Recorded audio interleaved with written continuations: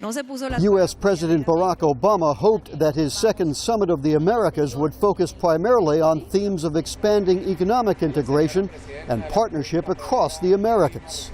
But the U.S. and Canada faced pressure over Cuba's continuing exclusion. Both say Cuba should not attend until it meets democratic standards.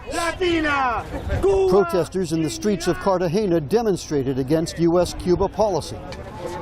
On Saturday, Colombian President Juan Manuel Santos told leaders the time has come to end Cuba's isolation and called the U.S. trade embargo an anachronism. President Obama addressed the Cuba issue at his news conference with Mr. Santos, saying Cuba must move toward democracy and full respect for human rights. We recognize that there may be an opportunity in the coming years as Cuba begins to look at where it needs to go in order to give its people the kind of prosperity and opportunity that it needs, that it starts loosening up some of the constraints within that country. And that's something that we will welcome. Mr. Obama also heard arguments from regional leaders to consider alternatives to what many consider an ineffective war on drugs, including drug decriminalization, to stem violence. President Santos said the drug violence issue was never intended to dominate discussions in Cartagena. He said the fact there was honest discussion was a significant achievement.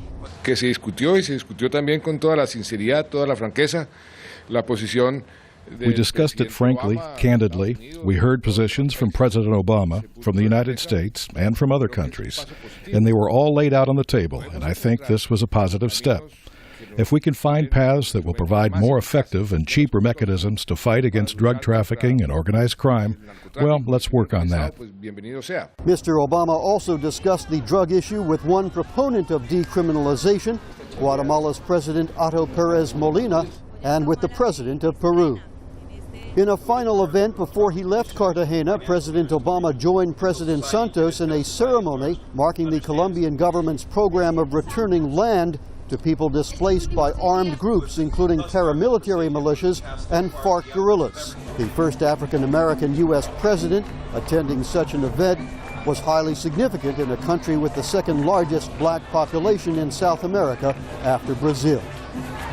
President Obama stressed ongoing U.S. support for Colombia, including security assistance, as it continues efforts to end conflicts and build its economy.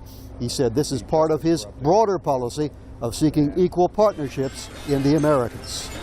Dan Robinson, VOA News, Cartagena.